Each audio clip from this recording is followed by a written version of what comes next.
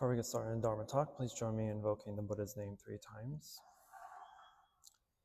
Namo Shakyamuni Buddha. Namo Shakyamuni Buddha. Namo Shakyamuni Buddha.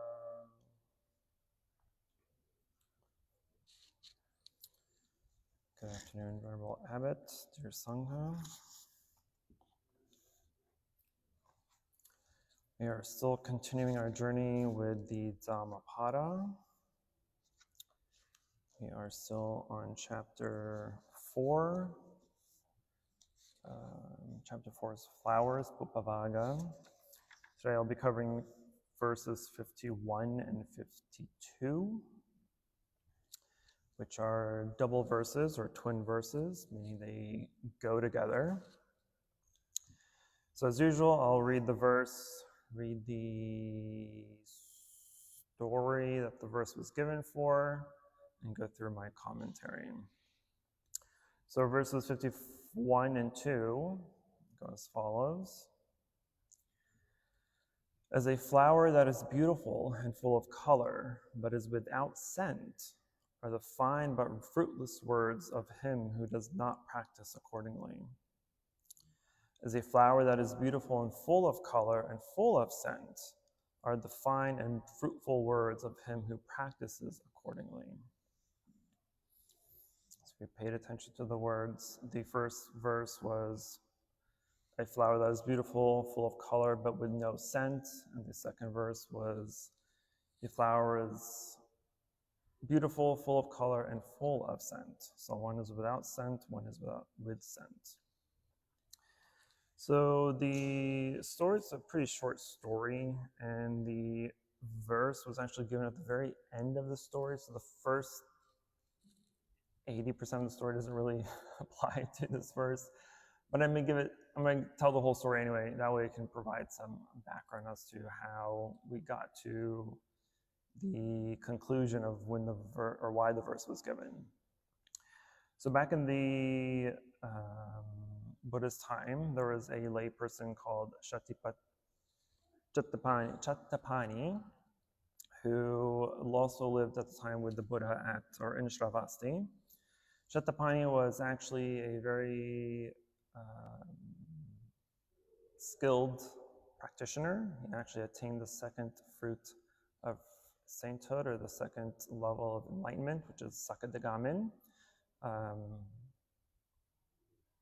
once returner. It's the second of the 4 first levels of enlightenment. And so he's very adept in Dharma, very skilled in meditation, and he would always be with the Buddha, or always be in the vicinity of when the Buddha was giving any Dharma talks or any advice and whatnot. So one day, as Chattapani was sitting with the Buddha, the king, Pasandi, at that time came to pay respects to the Buddha and listen to a Dharma talk. And typically, especially over there at the time, or even during these times, if you're by yourself, for instance, and someone higher than you in rank or worthiness and whatnot arrives or enters the room, enters the vicinity, you typically have to rise and greet them, right? And so likewise, the subjects of the kingdom would rise and greet the king whenever he came by or was in their presence. But Chattapani was sitting there and he's like, oh, the king is coming, right? What should I do, right? Should I rise? Should I not rise? Because if he didn't rise, then he would feel like the king would get offended because one of his subjects didn't arise for him. But on the other hand, he's like, well, I shouldn't rise because the Buddha is higher than this king. And so if I were to rise, I'd be insulting the Buddha. But if I didn't rise, then I'd be insulting the king. So he just concluded that he wouldn't rise. And the Buddha knew that the king was kind of disturbed by that, a little butthurt about it, I suppose. And so he knew what the king was thinking. He knew that he felt offended or disrespected. And so then the Buddha told the king about the achievements and the realizations that Shatapani had, that he was a Sakadagamin, he was a level 2 enlightened person. And so that seemed to calm the king down a bit and kind of acknowledge that, okay, let's accept this excuse, I guess. And so then everybody went on their merry way.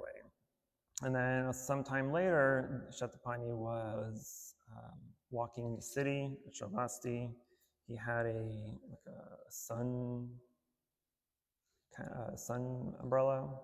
He was holding a sun umbrella. And the king had saw Shatapani kind of roaming around somewhere, and he sent some of his guards to go fetch him.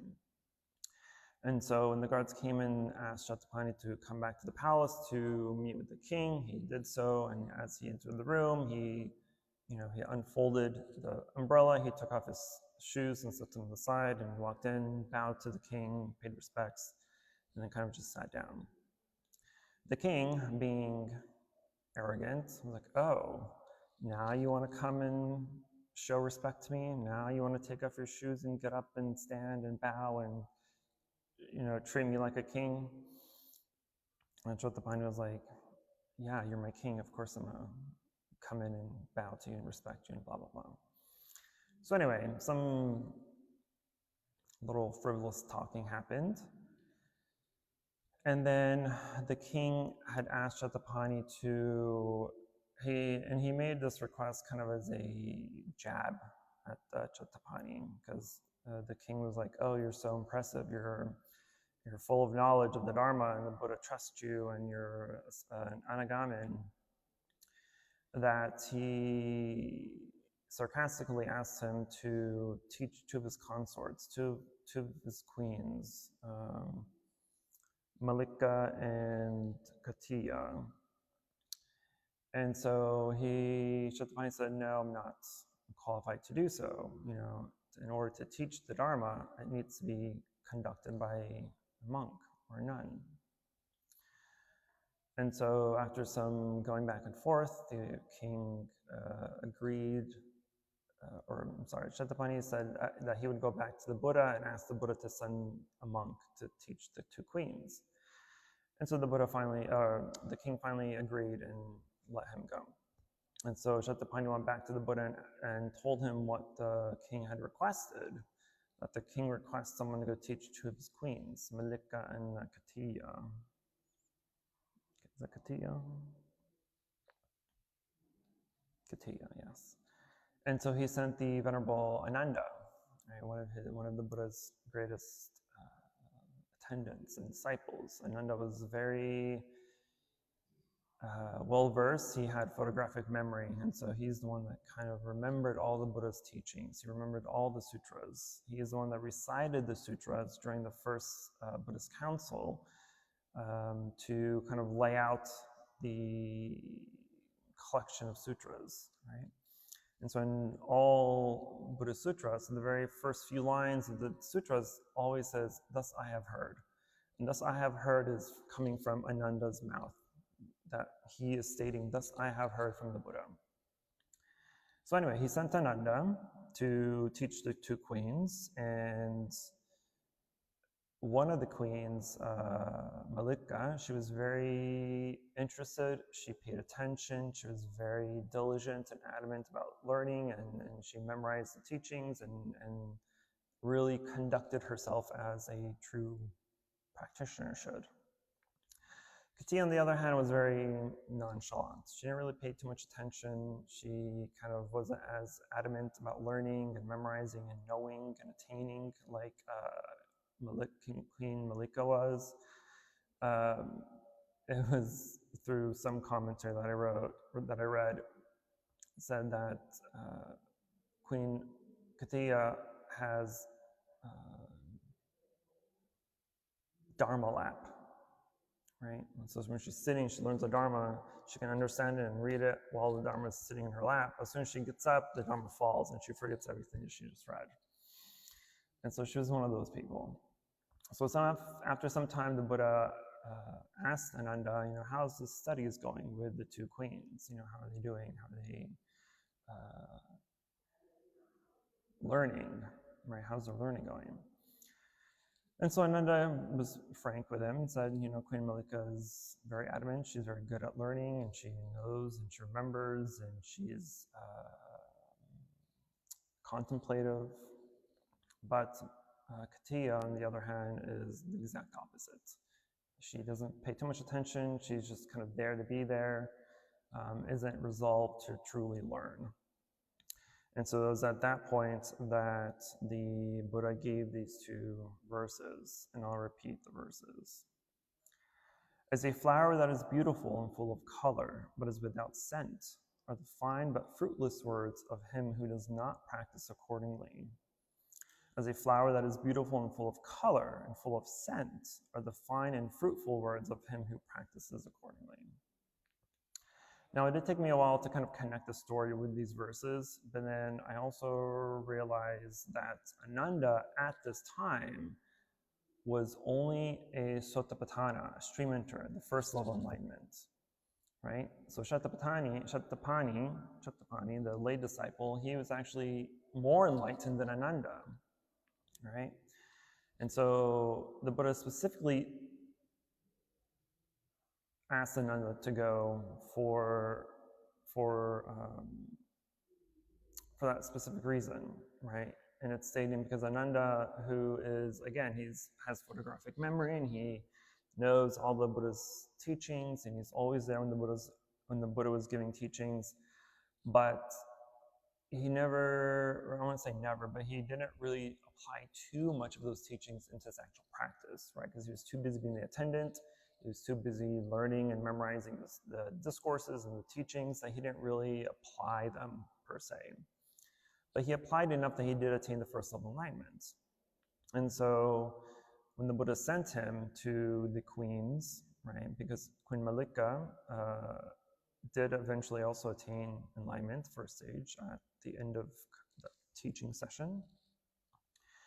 And so it was kind of a kill two birds with one stone, right? Saying, or telling Ananda and telling these queens that, and the queens here are akin to flowers, right? They're beautiful, they're royal, they're worthy, they're full of grace and color, right? Queens are always exaggeratedly, especially in India at the time, always full of clothing and colors and stones and gold and all this stuff, right? And so the Buddha was likened them to the flower.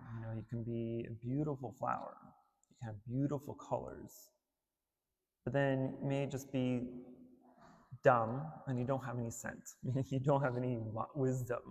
You don't have any actual practicality to you. But on the other hand, if one is truly diligent and practices accordingly, as the two verses state, then you do become a beautiful flower full of color and full of scent, right?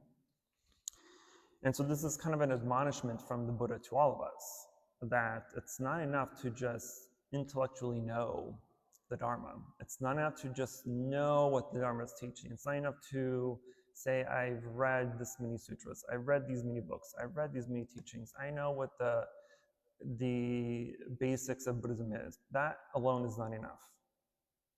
I've admonished all of you at one point or another about putting your practice into action, or putting your knowledge into action.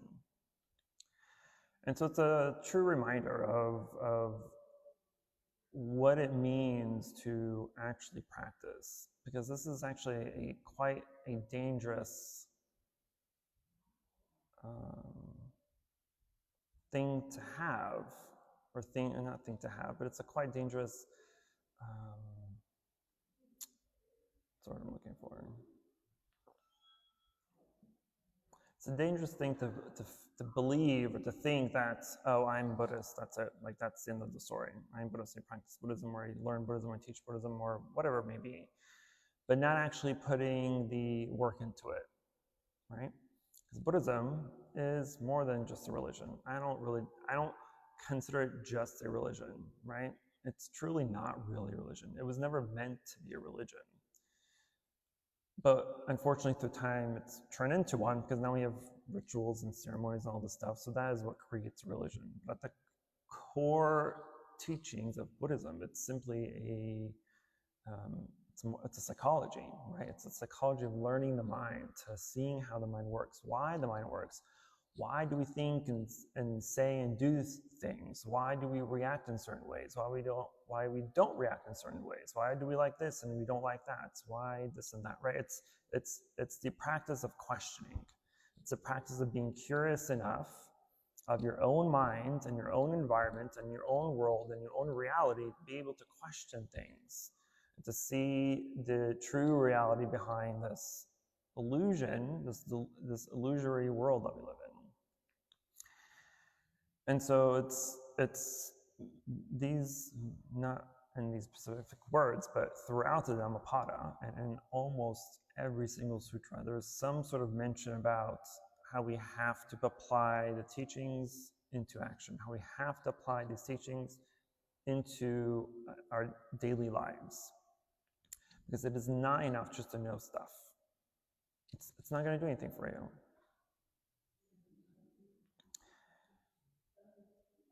Because if you think back of the Buddha's enlightenment, right?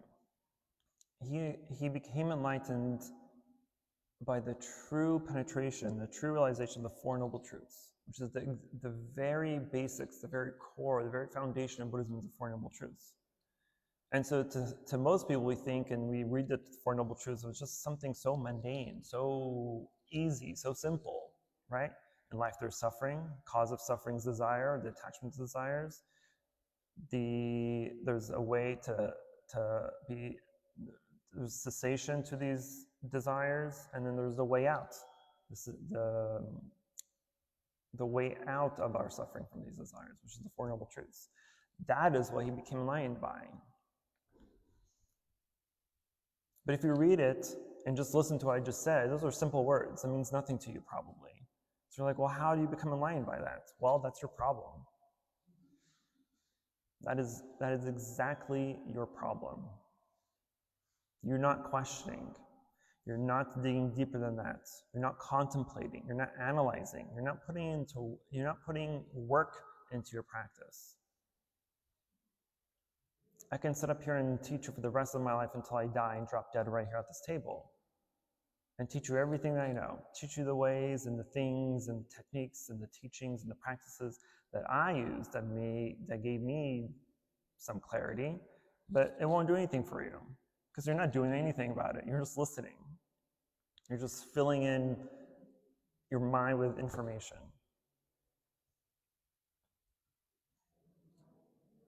You're filling your fridge with groceries, but you're not really using the groceries.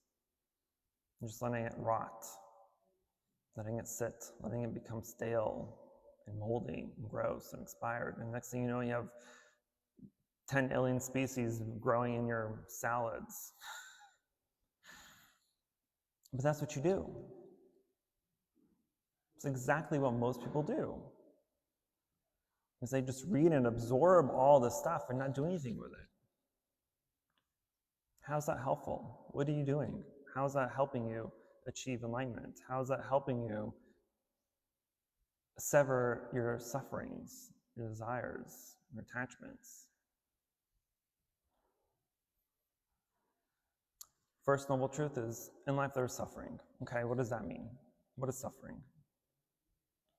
Actual question. Yes?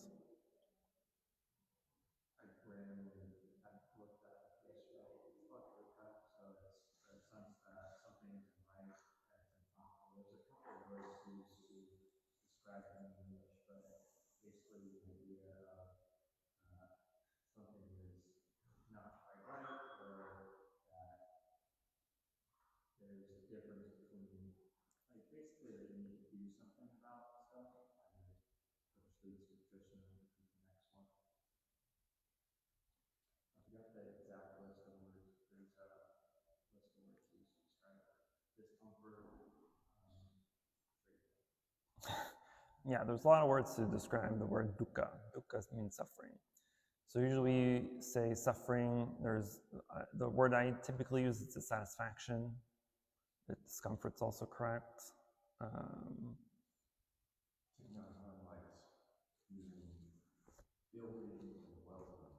Ill-being and well-being. Okay. That's cute, but I wouldn't use those words. But see, even that, does that do anything to you? Knowing that what dukkha means, that life is dissatisfying, life is suffering, does that mean anything to you? No. Again, that's your problem. So then what is dissatisfying about life?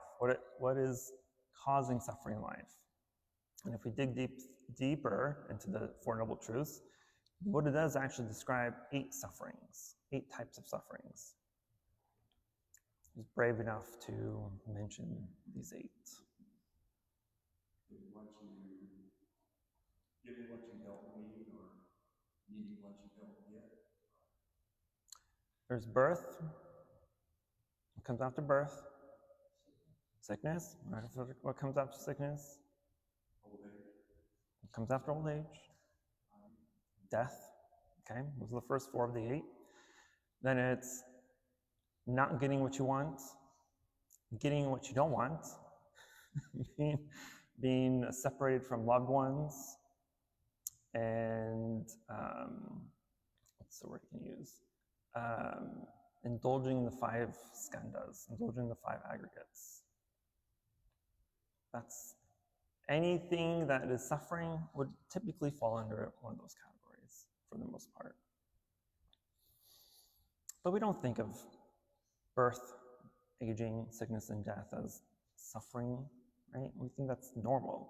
Real suffering is, oh, I didn't get that promotion. Oh, I can't afford that car. Oh, this house is so big, I need 5 maids. Whatever it is, stupid stuff, right? It's the mundane things that we believe it's suffering. But those are simply unsatisfied desires, right? Whatever we have, it doesn't quite quench that thirst of craving we have for things. But that's just, I haven't even scratched the surface of life is suffering. I can spend a whole year just going over the first noble truth.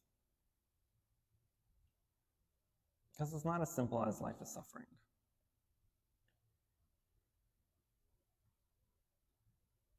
If you sit and meditate, I'm going to give you all like 30 seconds. Just sit, close your eyes, and just think back, just think a few days.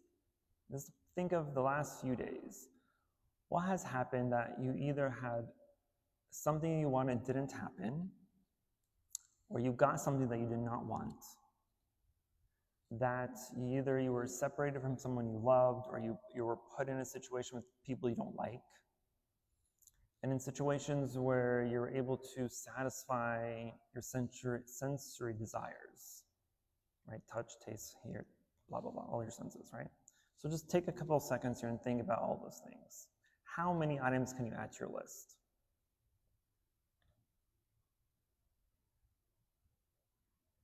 Don't lie to yourself. Try to be truthful. We're not here to judge. I don't judge people, I just critique them.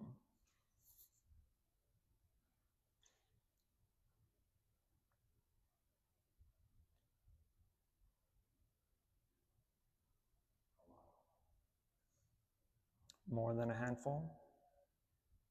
More than 3? More than 5? So this is just from the last couple days. Imagine your entire life.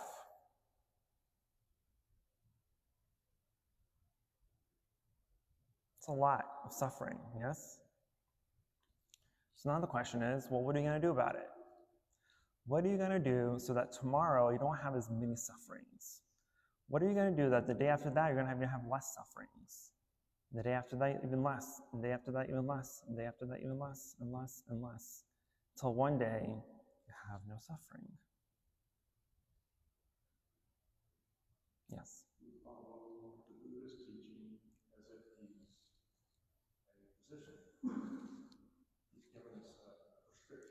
Right. Yes. The Buddha is likened to a physician, right? A doctor, right? We even have the medicine Buddha, right? There's a whole Buddha just created from this concept. But like a physician, right? If you go to the doctor and he diagnoses you with something, he prescribes you medicine, that itself is not enough, because he can prescribe you the medicine and you can go pick it up, but then he has no control to actually make you take that medicine, right? No one's forcing you to take that medicine. So you have to be able to make the conscious decision to, I'm going to take this medicine to better myself. Likewise, the Buddha can teach you everything you need to know. I can teach you everything you need to know. But unless you take that medicine, you're not going to improve yourself. You're not going to get better. Nothing's going to happen. So intellectual knowledge is not enough. Not enough. During the Buddha's time, there was one of his elder monks who was one of the most qualified teachers of the time. He too had really good memory. He had memorized the entire Tipitaka, which is the 3 baskets, at the time, whatever sutras and teachings were completed and done by that time, he knew them all, right? And so he was one of, for new monks and new monastics, he was one of the best teachers. But he was full of knowledge, right? He knew the Dharma through and through. He knew how to teach Dharma. He knew what to teach depending on the situation, depending on who's listening, depending on the audience, right? Just like the Buddha does. He was such a good teacher that the majority of his students became enlightened. But yet, he himself was not enlightened.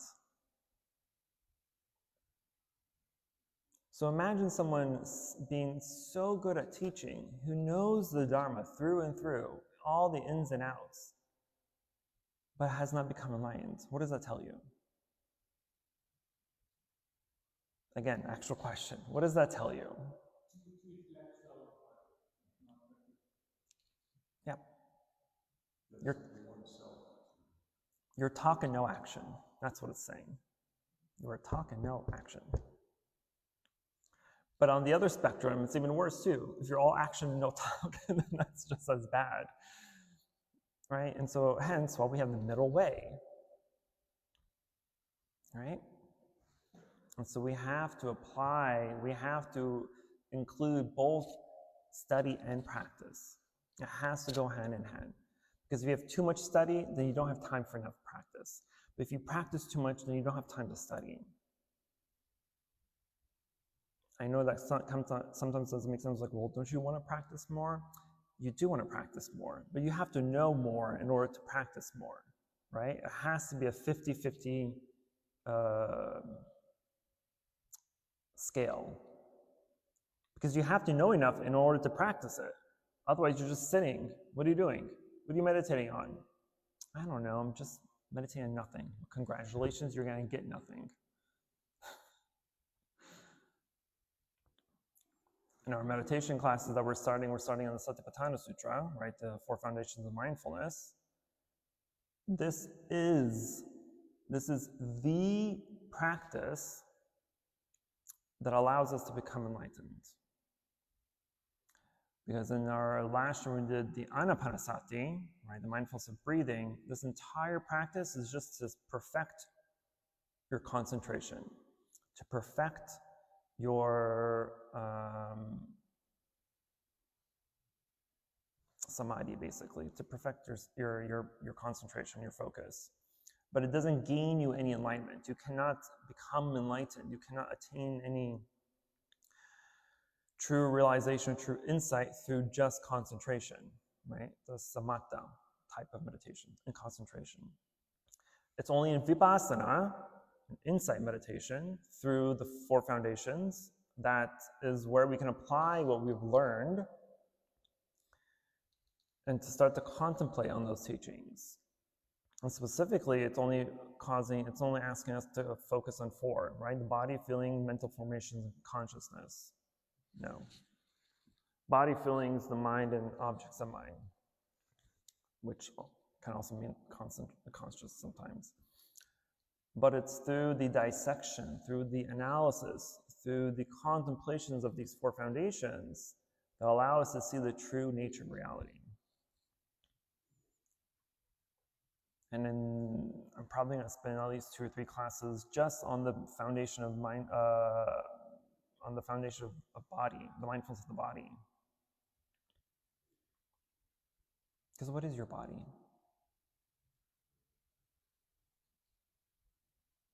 Again, actual question.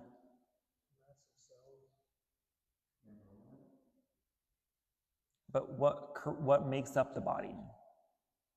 Parts, non-body parts. And what else? And keep going on. Huh? And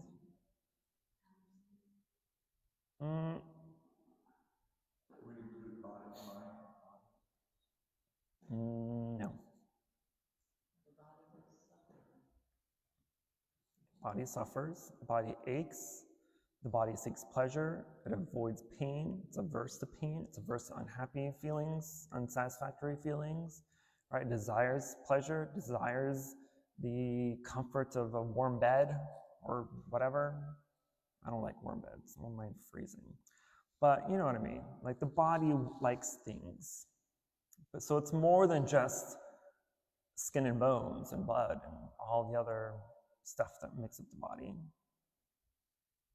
And then the same goes for everything else. What is the mind? What are the feelings? What type of feelings arise? Why do they arise? Right? Are they positive, negative? Are they neutral? Are they taking over your entire mind? Are you being obsessed? Are you hyper-focused on something that doesn't need to be hyper-focused on? Right? So it's the dissection of all these things. So if I just tell you meditate on your body, you're going to be like, I don't know what to meditate my body on. My back hurts, my knee hurts.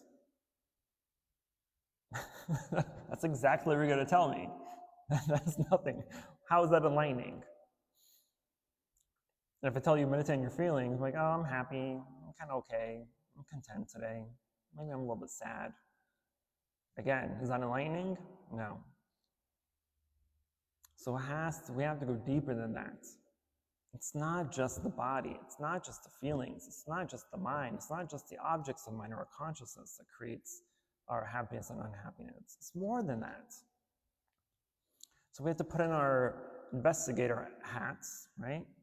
Become PIs of ourselves and figure out why we do things, why we think things, why do we think like that, why do we feel like that, why is our perception on this type of situation or person or place or thing this way, why do I like this, why do I not like that, why is this more favorable than that, right? You are interrogating yourself because you have to pull away the different layers of the mind.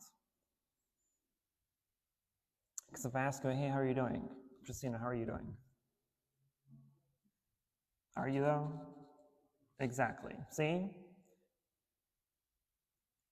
So you just tell yourself, I'm okay. Well, okay, well, why are you just okay? Why aren't you not fantastic? Why are you not beaming? Why are you not, whatever? So there's more than that.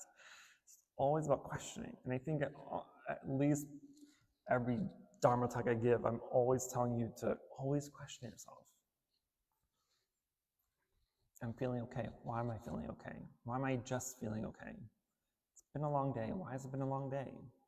I had to take care of my mom. I do this, I do that. Well, why? Why? Why? Constantly ask yourself why.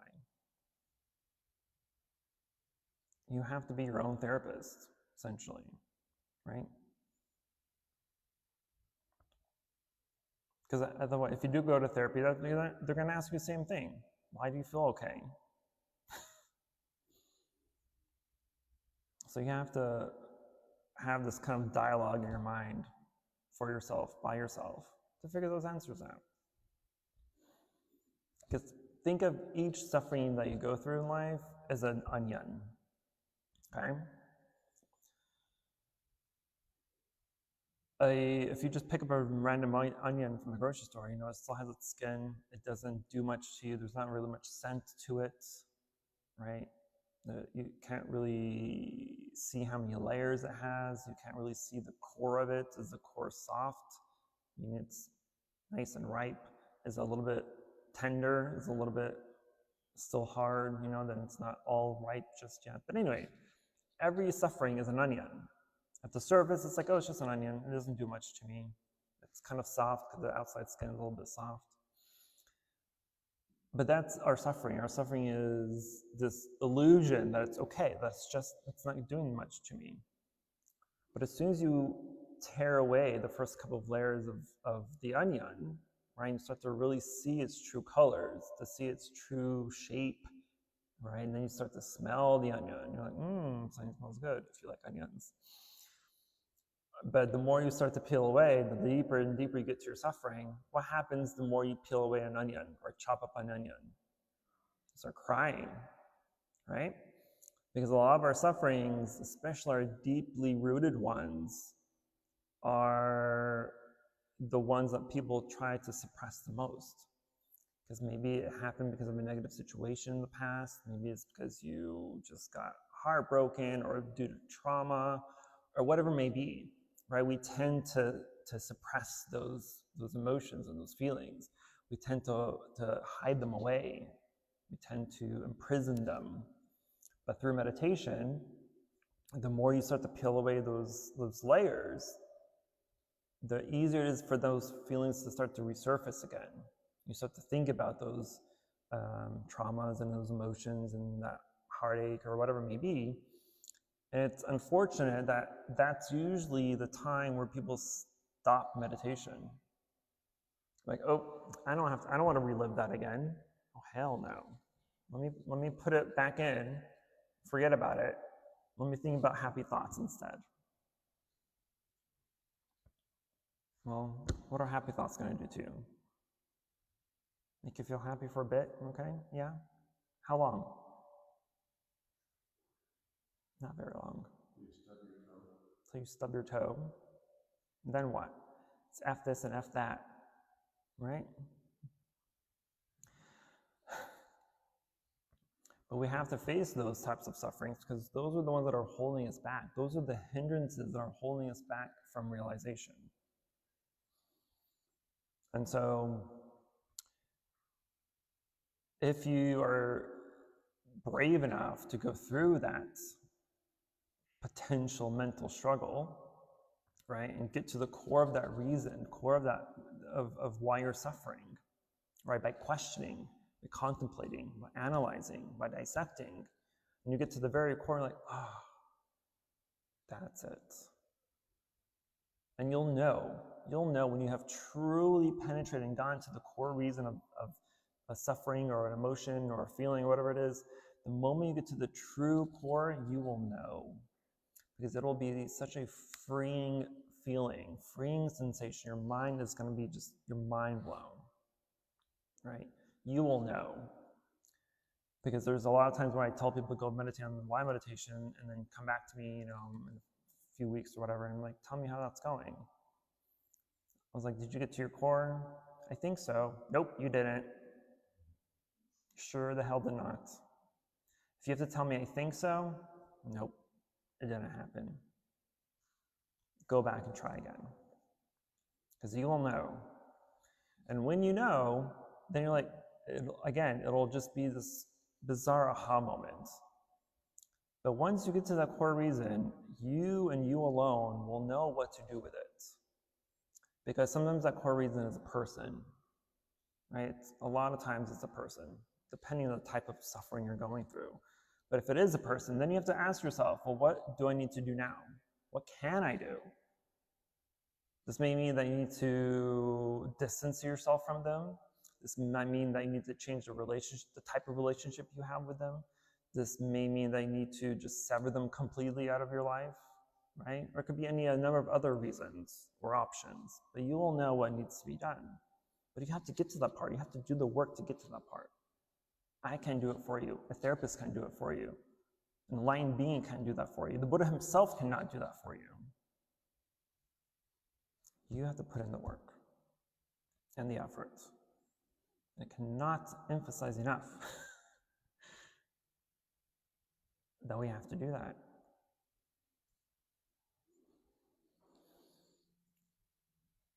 Okay, I'm gonna stop talking. Questions, concerns, emotional outbursts.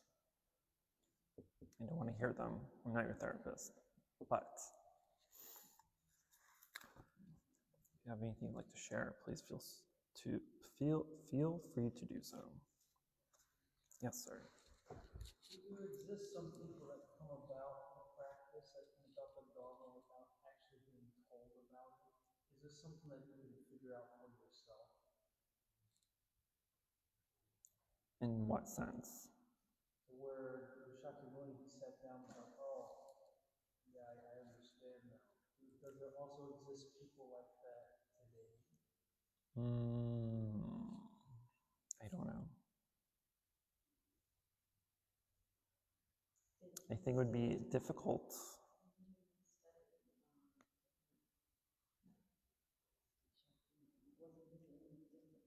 Yeah, there was two teachers that he had, yeah. He did, but the concept of the Four Noble Truths is entirely of his origination. His origination, yeah. Like he created the Four Noble Truths. Well, he didn't create it, he discovered them, is what she's saying.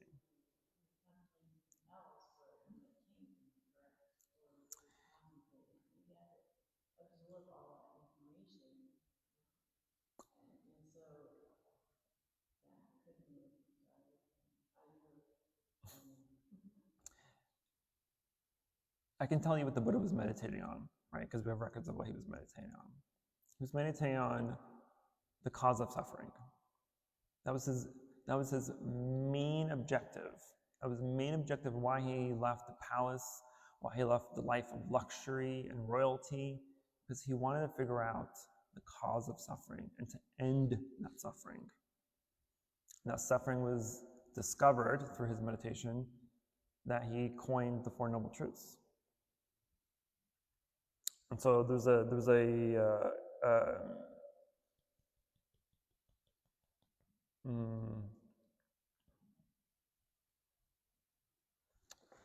what is the word I'm looking for?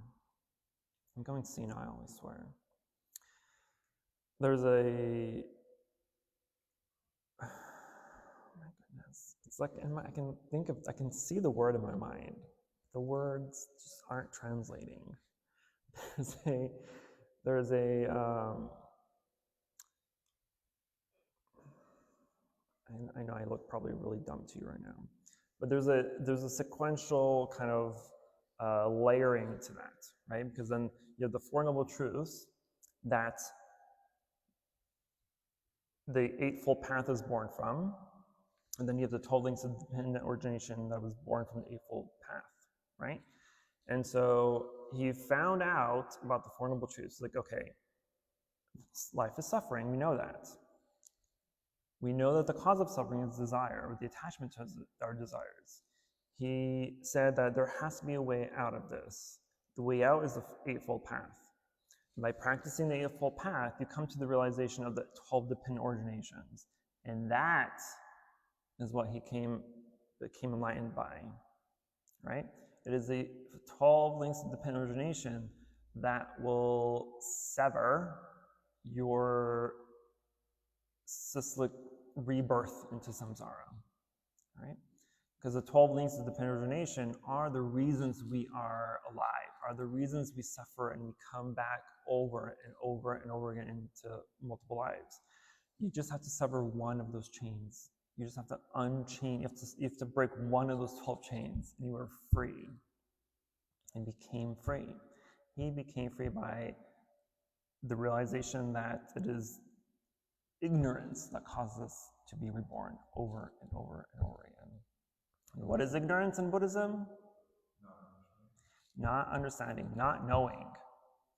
Not knowing the true reality of things. Again, I can go back and ask you, how are you feeling? I'm okay. That's not the true reality of things. What is your body? Skin and bones. That's not the true reality of things. Who are you?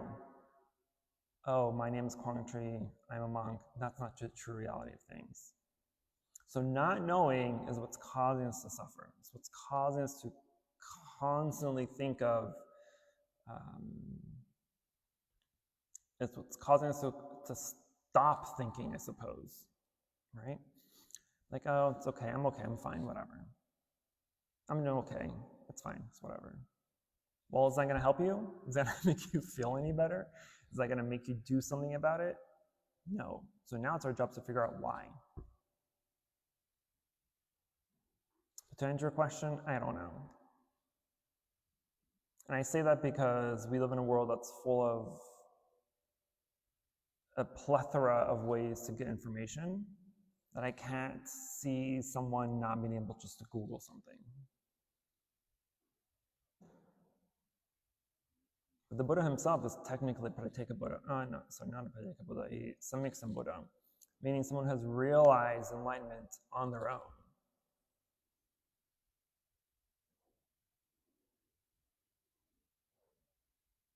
But he discovered the way of that enlightenment, and it's a very Buddhist-y thing. That's all I can say. Okay, any other questions? Any other reasons you want to know why you're not enlightened?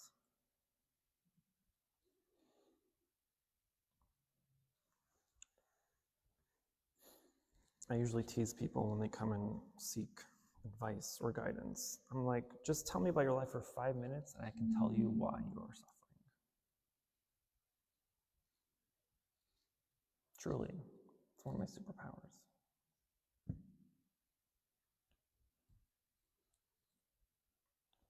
No other questions? We're all enlightened, right? I penetrate you through my sass and admonishment.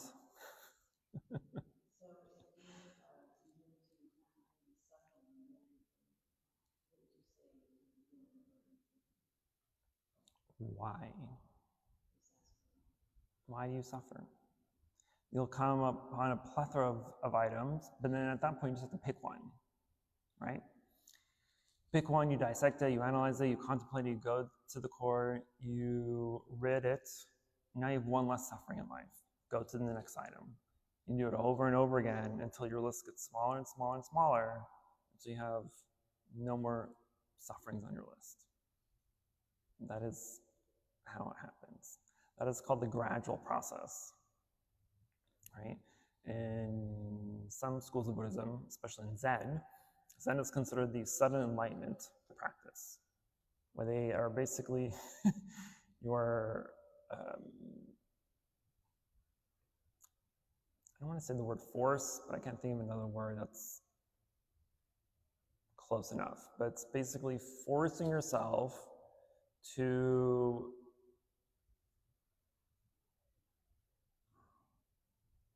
penetrate deeply the causes of suffering and to have that sudden enlightenment, which can happen. But that's only in Zen.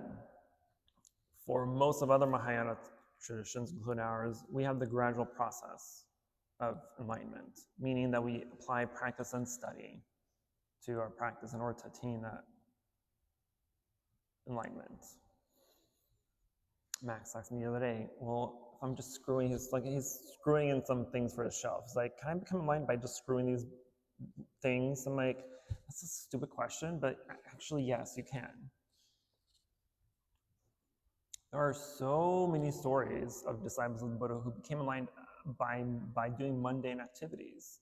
One of the most famous ones is one of his dull students who couldn't memorize anything, who couldn't hold even one verse of sutra, and he was just sweeping and he became enlightened. And by that sweeping motion, because he did at the nunnery, the nuns in the presence also became enlightened by the simple fact of sweeping.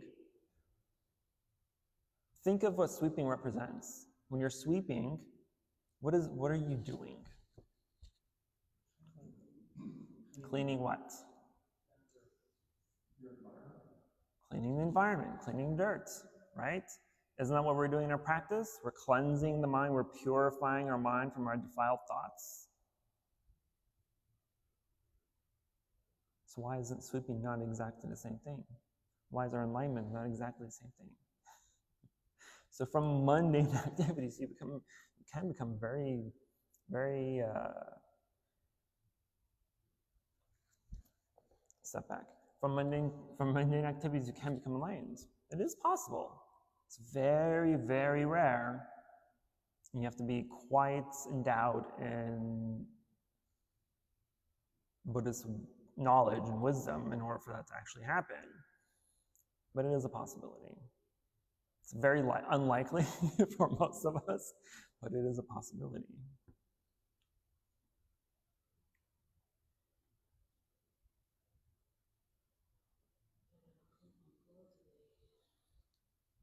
Do it.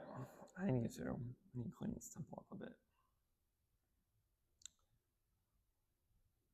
But I also use the example of the foggy glass, as to me that's something, it's my favorite analogy. Is our mind, because it's full of defilements, right? You can be a very, very good person in life, but you still have a lot of negativity, a lot of unwholesome thoughts, a lot of resentment and hatred and ignorance and bias, and the list goes on and on and on, right? So our outside representation is not reflective to our internal our interpretation or reflection, right? And so our mind, as defiled as it is like a foggy mirror after we get out of a hot shower, right? And so you literally can't see yourself.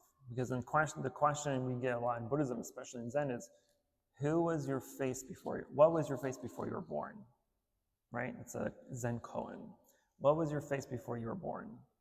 And so just the same way we get out of a hot shower and the mirror's all fogged up, we can't see ourselves, right? We may be able to see like a shadow, right, of our head and hair, but, well, not me, but you can see a shadow of your head in the mirror.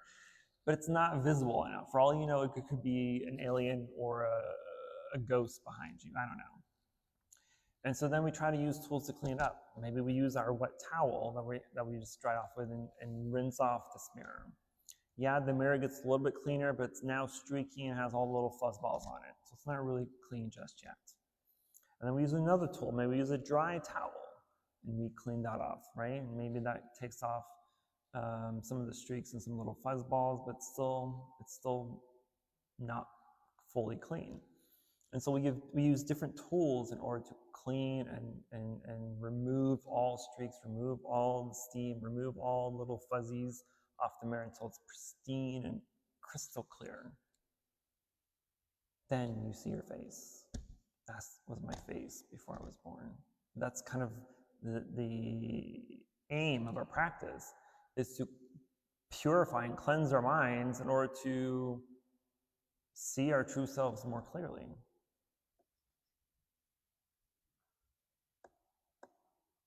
And that's why we have different practices in Buddhism. That's why we have different tools. There's not one correct way to become enlightened. We have thousands and thousands and thousands of volumes of sutras teaching us how to become enlightened. A lot of them are very repetitive because the Buddha wasn't saying, okay, this is my word, this is the final, only correct way to practice. No. He adjusted his teachings. He adjusted how he gave Dharma talks according to the audience. Because if the audience was low class or uneducated or illiterate, right, from poor little villages who wouldn't really understand the higher ways of teaching, then he would teach them in a way that they would be able to understand.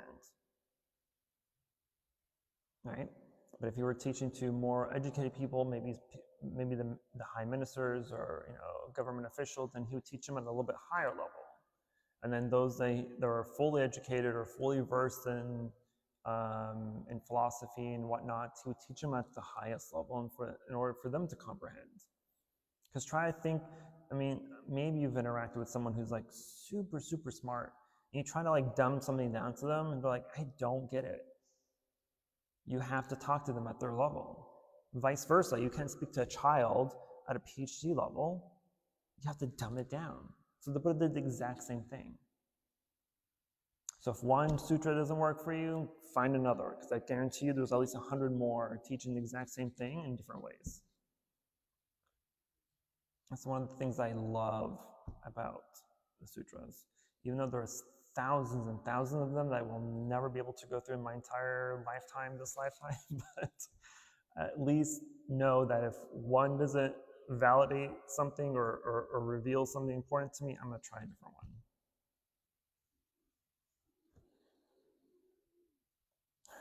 Okay. Sorry, I went on a tangent. Okay, I'm going to stop it there because I'm way over time. Luckily, teacher's not here to stare at me this time. Today, we will be chanting the aspiration of Dhammapada Sutra in preparation for a extremely auspicious thing happening in a couple of weeks, few weeks. Stop looking at me like, make me smile, make me laugh. Okay, serious face. So, now I forgot what I was going to say.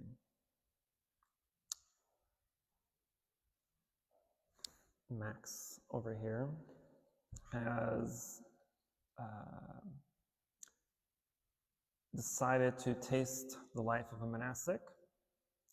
So he'll be taking Anagataka vows in a few weeks, which means Anagataka literally means one who has left home, or the homeless one. So it is the first of 4 steps of becoming a monk, if he decides to ever ordain as a monk, but it is it's a first step, right? You shave your head, live at the temple, you do temple stuff, and you can stay like that for the rest of your life, or you can choose to ordain if you choose to do so. But anyway, so we will be doing that tonsure ceremony on March 9. It's going to be an early morning service. It'll be at 9 a.m. that Sunday.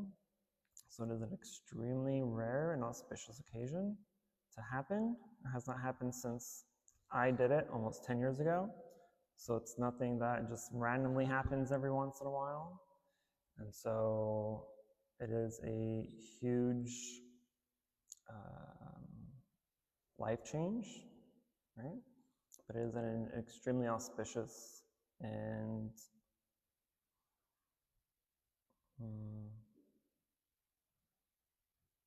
wholesome way to live life, I suppose. It is a way to be able to serve more people in your community, in the world, hopefully. It is a way to have the correct causes and conditions to practice fully without much interruption or outside influence.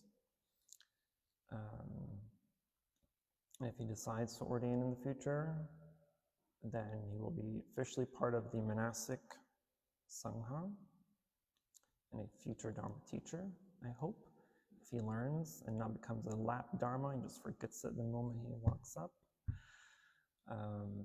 But we are extremely excited for him. We are very happy for him. So this is your invitation to such a ceremony. Again, it's on March 9 a.m. It's going to be a emotional morning, but it is a beautiful and a wholesome ceremony. So until then, we will be chanting the Dhammapada Sutra, which is a sutra that is kind of emphasizes spiritual vows and spiritual practices in order to attain enlightenment, in order to rid our mind of defilements and poisons. And so we hope that the merits that we accumulate from chanting, we will transfer it to his merit bucket, give him the correct opportunities and the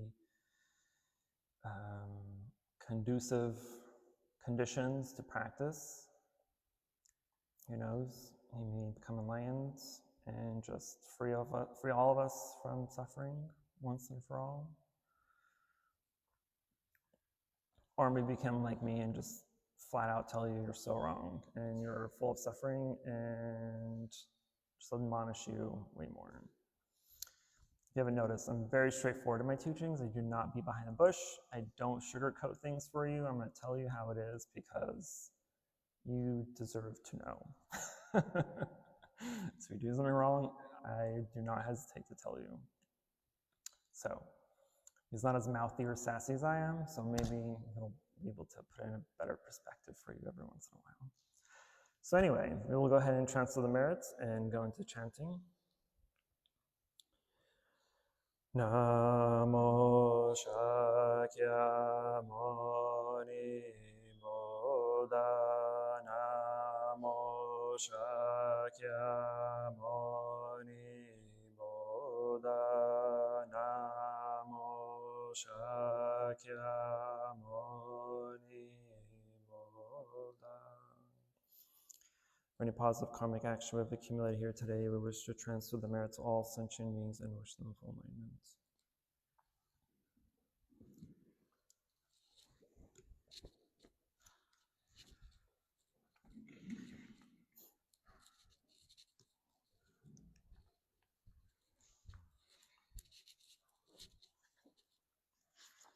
Please rise and go to page 281.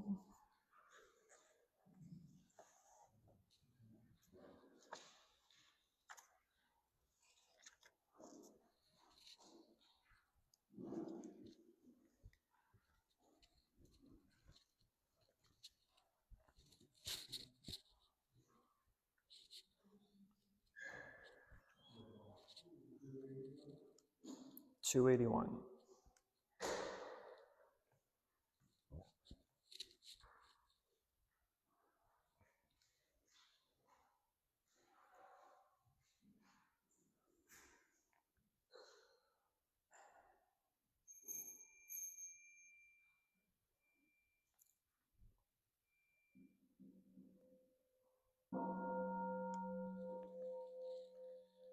Body, speech, and mind in perfect oneness, I send my heart along with the sound of the bell. May the hearers awaken from forth and transcend all anxiety and sorrow. Listen, listen, this wonderful sound brings me back to my true home. In gratitude we offer this incense to all Buddhas and Bodhisattvas throughout space, and may it be fragrant at reflecting our careful efforts, our wholehearted mindfulness, and the fruit of understanding slowly ripening. May we and all beings be companions of Buddhas and Bodhisattvas. May we awaken from forgetfulness and realize our true home. The incense in the censer, burning all the Dharma realm in every place auspicious, appearing our sincere intention, thus fulfilling, as all Buddhas now show their perfect body, homage to the incense canopy bodhisattva and great bodhisattvas.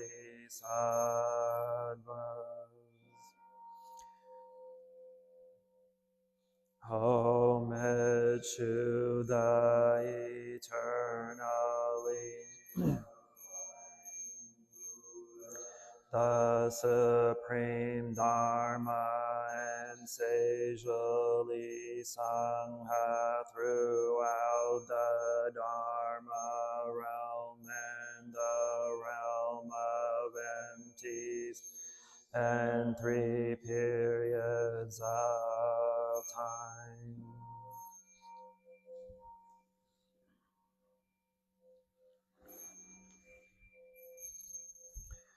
Homage to the fundamental teacher Shakyamuni Buddha Maitreya, honored future Buddha Manjushri, great wisdom bodhisattva, all dharma guarding,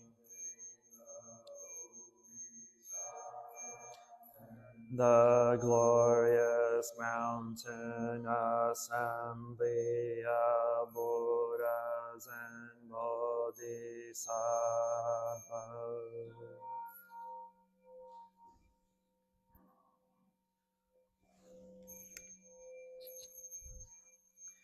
Homage to Amitabha Buddha in the land of ultimate bliss, Avalokiteshvara, great compassion, Bodhisattva, great strength, Bodhisattva, earth stored great vow, Bodhisattva, and the assembly of great pure sea like Bodhisattvas.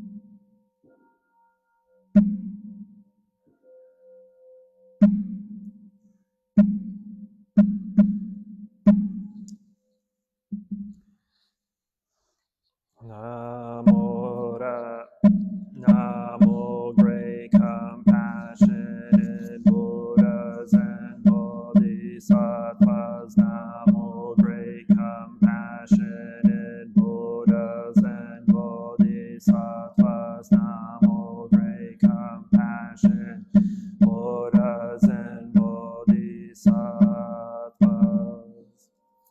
Namo Ratnatrayaya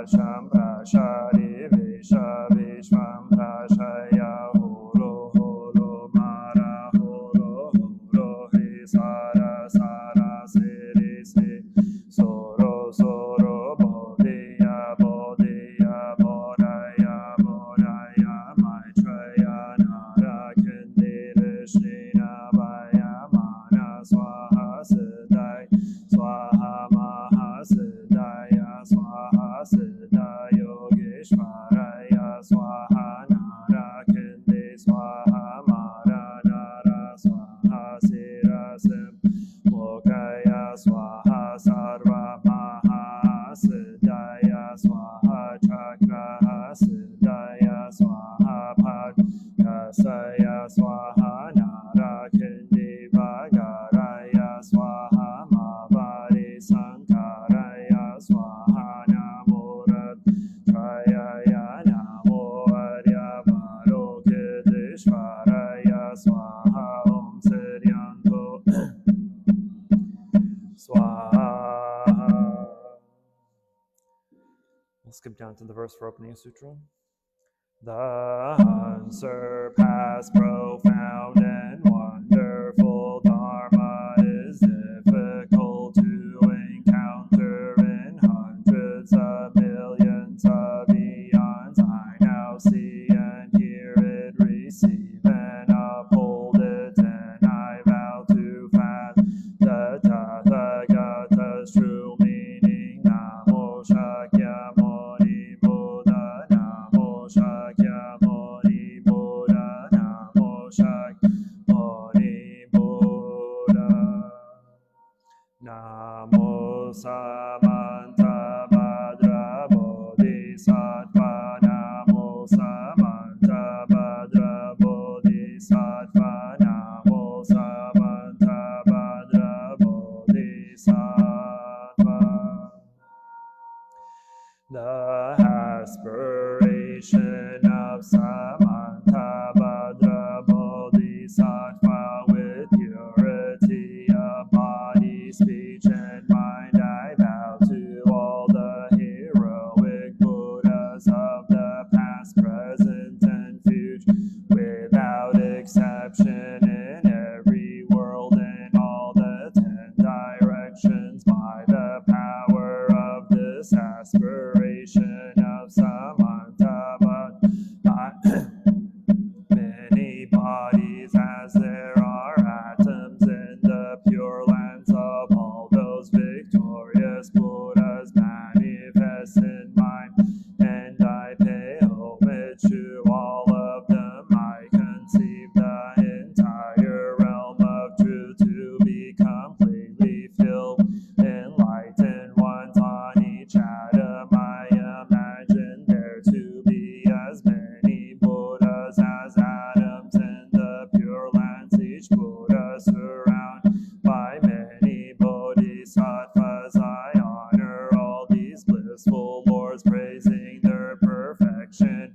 All the sounds of an ocean of varied melodies, an ocean of endless praise, I offer to those heroic Buddhas, the finest flowers, garlands, music, and ointment, excellent canopies, choice lamps, and the best incense. I offer as well to those victorious ones, the finest of all excellent things, the finest robes and fragrances, and heaps of sweet smelling powders as high as Mount Meru. By the power of my in the deeds of Samanta Bhadra, I prostrate and present vast and unequaled offerings to each of the victorious Buddhas. Confess every type of wrong that I have, word or deed, under the influence of desire, anger, or ignorance. I rejoice in the meritorious deeds of all Buddhas of the 10 the Bodhisattvas, Priteka Buddhas, Arhashavākas, and all sentient beings. I request that enlightened protectors who have attained the detachment of Buddha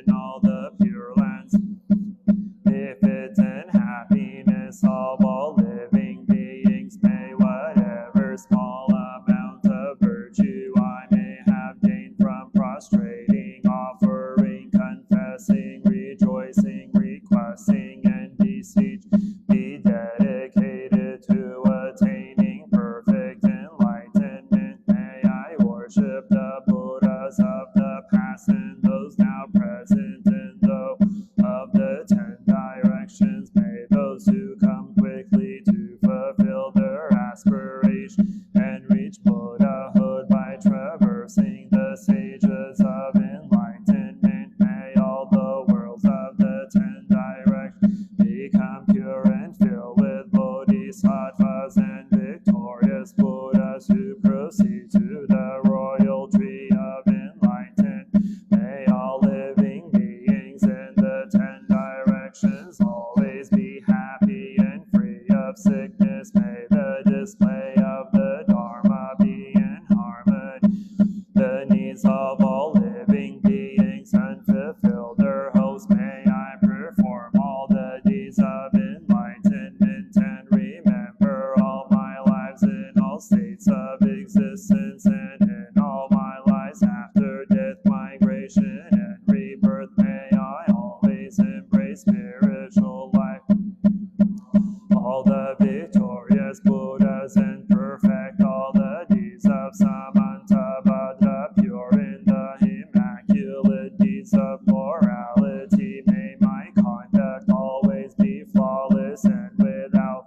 May I teach the Dharma in every tongue and whatever sounds are understood by living beings in the language of the gods, nagas, demons, spirits, and human beings. May I always diligently and patiently perform the perfection. May I never disregard my intention to attain enlightenment and completely remove whatever faults may obscure, freed from karma, defilement, and actions of demons as a lotus is unsoiled by them.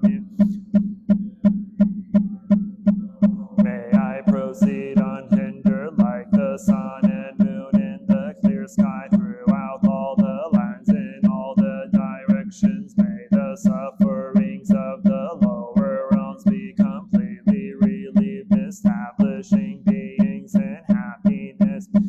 Work for the benefit of all living beings, fully accomplishing the activities of enlightenment. May I work in harmony with the activities of all beings. May I practice and demonstrate deeds of Dhammapada throughout all future eons. May I associate those whose activities are similar, act alike in thought, word, and deed, and may our aspirations be as one. May those friends who wish to help me and also demonstrate the deeds of Dhammapada always meet me again, and may I never cause them pain. May I always personally behold the victorious Buddhas, those guardians surrounded by bodhisattvas, and without tiring in all future eons. May I always present the magnificent offerings. May I always uphold the Buddha's sacred Dharma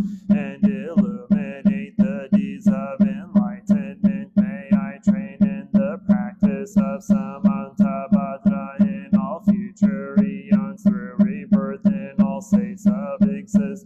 May I gather endless stores of merit and wisdom. May I become an inexhaustible treasure of all virtues of method, wisdom, concentration, and liberation. May I always behold as many pure lands as there are atoms present in each pure land with inconceivable Buddhas sitting midst of their bodhisattvas and performing the activities of enlightenment. In this way may I be able to see everywhere, even on every mote of dust, countless Buddhas of the past, present, and future, limitless pure lands and endless eons. May I always heed the pure speech of the victorious Buddhas, which holds within each word the totality of the perfection of words and languages precisely suited to the needs of all living beings. May I possess perfect intelligence so as to heed the endless melody of speech when the victorious Buddhas, the past, present, and future, turn the wheel of Dharma. May I accomplish the Bodhisattva's practice of entering the past, present, and future in a fraction of a second. May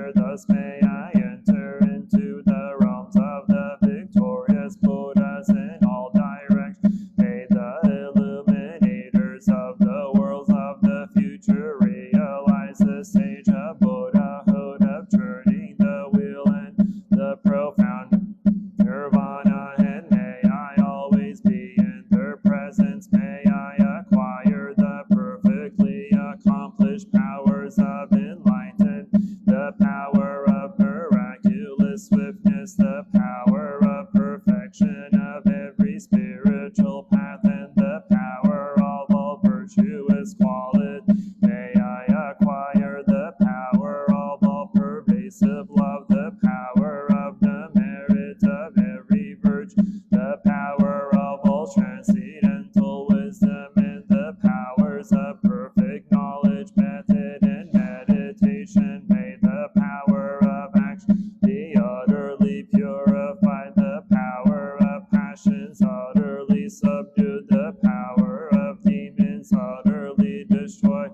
the power of the deeds of Samantabhadra perfected. May the ocean of lands be purified, the ocean of beings liberate, the ocean of Dharma realized, and the ocean of wisdom fully attained. May the ocean of practice be purified, and the oceans of aspirations accomplished. May the oceans of Buddhas be ceaselessly worshipped, and the deeds of enlightenment tirelessly performed. May I completely fulfill rations to enlightened activities in order to attain the stage of the victorious Buddhas of the past, present, and future, according to the deeds of Samantabhadra.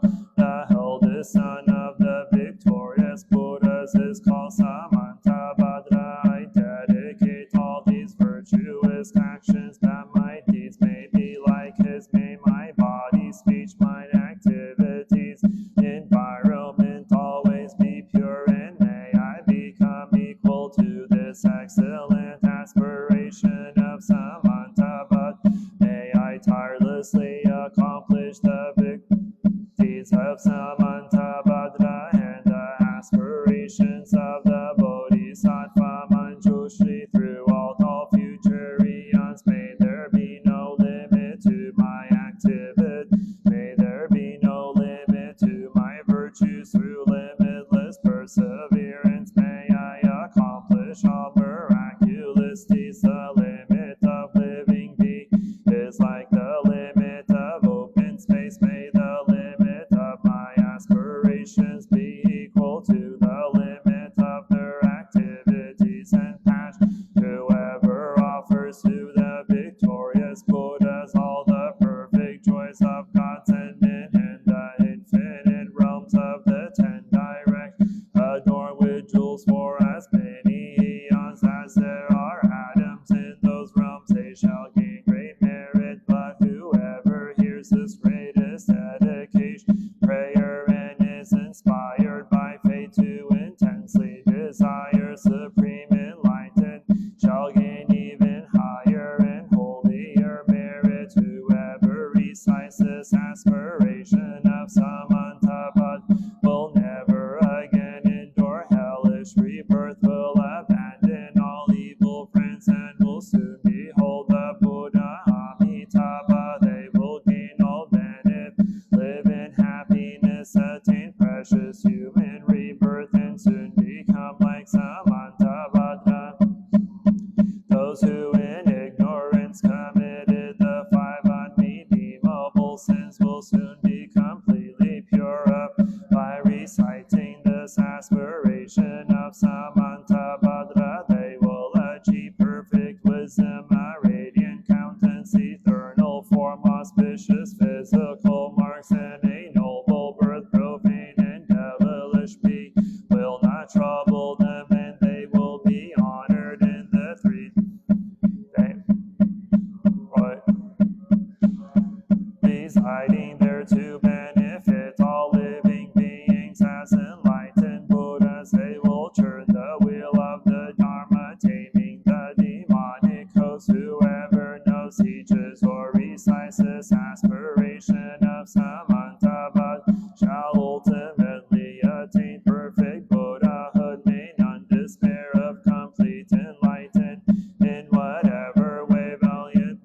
Shri and Samantabhadra know how to transfer merit, so do I dedicate all of my own virtues that I might train to be like.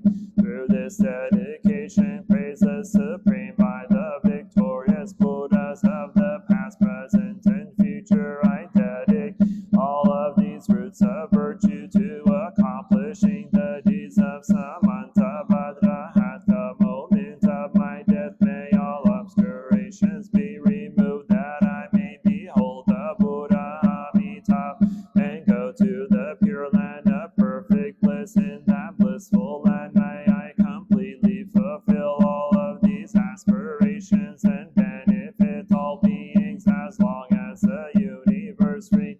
Joyful there in the blessed assembly of the Buddhas, may I be reborn like the holy ones from an exquisite lotus, and may the Buddha himself foretell my own enlightenment. May I thereafter accomplish countless benefits for living beings in all the 10 directions by the power of perfect wisdom. Myriad incarnations through whatever small virtue I have gathered by reciting this aspiration of Samantabhadra. May all the virtuous aspirations of living beings be accomplished in a single instant through the boundless merit gained by so dedicating these aspirations of Samantabhadra. May the countless beings drowning the torrent of suffering reach the stage of Amitabha. May this greatest of dedication prayers benefit. May reciting this ornament of Samantabhadra release all beings from the suffering of the lower realms. Namo Samantabhadra Bodhisattva. Namo Samantabhadra Sattva. Namo Samantabhadra Bodhisattva. The 10 great vows of Bodhisattva Samantabhadra, to worship and respect all Buddhas who make praises to the thus come ones, to practice profoundly the giving of offerings, to repent and reform all karmic hindrances, to rejoice, follow in merit and virtue, to request that the Dharma will be turned, to request that the Buddhas in the world to always follow the Buddha's teachings, to constantly accord with all living beings, to transfer all merit and virtue universally. Samantabhadra mantra. Om Samaya Svam. Om Samaya Svam. Om Samaya Svam. Om Samaya Svam. Om Samaya Svam. Om Samaya. Om Samaya Svam. Heart of the Prajnaparamita, the Bodhisattva Avalokita, while moving in the deep course of Prajnaparamita, shed light on the 5 skandhas and found them equally empty. After this penetration, he overcame ill being. Listen, Shadiput.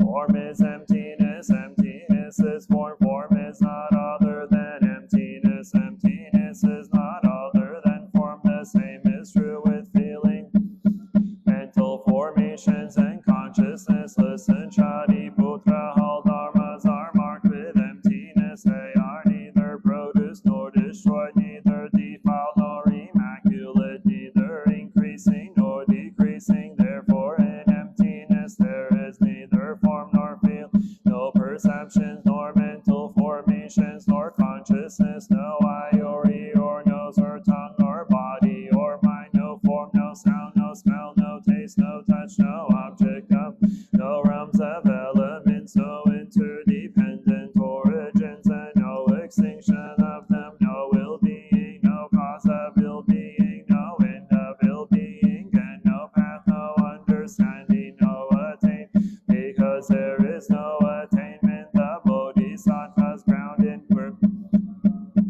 find no obstacles for their minds, having no obstacles they overcome fear, liberating themselves forever from illusion and realizing perfect nirvana. All Buddhas in the past, present, and future arrive at Anuttara Samyak Sambodhi. Therefore one should know that perfect understanding understand is the highest mantra, the unequaled mantra, the destroyer of ill being, the incorruptible truth, the mantra of passion, paramita, should therefore be proclaimed. Gate, gate, pada, gate, pada, samgate, bodhi, swaha, gate, gate, pada, gate, pada, samgate, bodhi, swaha, gate, gate, pada, samgate, bodhi, swaha, namo amitabhaya, tathagataya, tadyata, amrito bhavi, amrita siddham bhavi, amrita vikranti, amrita vikranta gamini gagana kirta kare swaha, namo amitabhaya, tathagataya, tadyata, amrito bhavi, amrita siddham bhavi, amrita vikranti, amrita vikranta gamini gagana kirta kare swaha, namo amitabhaya, tathagataya, tadyata, amrito bhavi, amrita siddham bhavi, amrita vikranti, amrita vikranta gamini gagana kirta kare swaha. May all beings without limits, without end, have a share in the marriages now made, and in whatever other merit I have made those who are dear and kind to me, beginning with my mother and father, whom I have seen or never seen, and others neutral or hostile beings established in the cosmos, the three realms, the four modes of birth, with 5, 1, or 4 aggregates wandering on from realm to realm. If they know of my dedication of merit, may they themselves rejoice, and if they do not know, may the devas inform them by reason of their rejoice in my gift of merit. May all beings always live happily, free from animosity. May they attain nirvana, and the radiant hopes be fulfilled.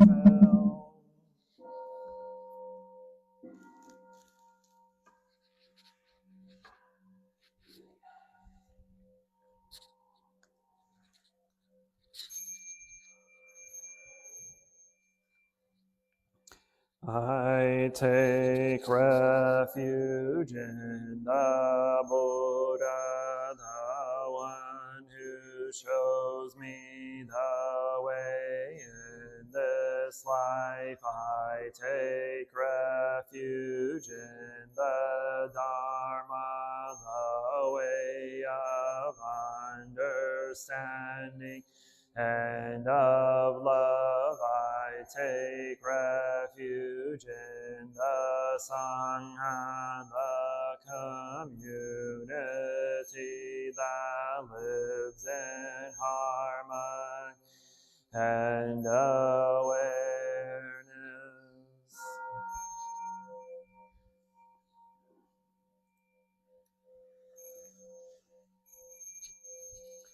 Dwelling in the refuge of Buddha, I clearly see the path of light and beauty, and dwelling in the refuge of Dharma, I learn to open many doors on the path of transformation. Dwelling in refuge of Sangha, shining light that supports me, keeping my practice free of obstruction.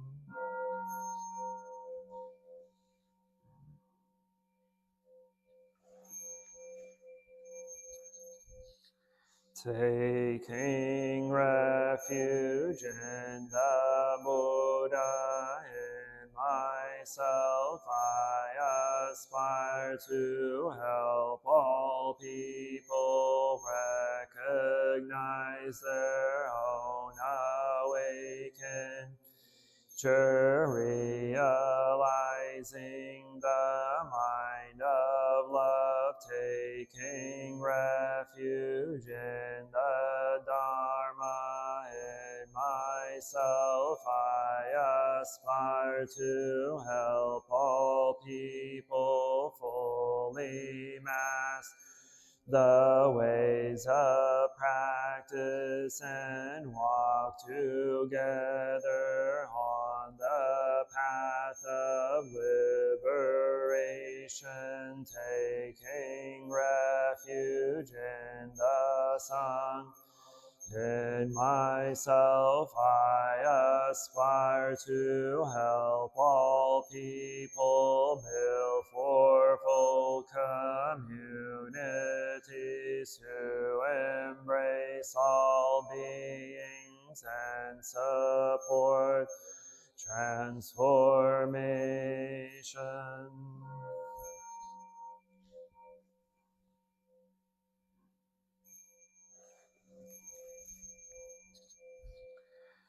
Reciting the sutras, practicing the way of awareness gives rise to benefits without limit. We vow to share the fruits with all beings. We vow to offer tribute to parents, teachers, friends, and numerous beings who give guidance and support along the path.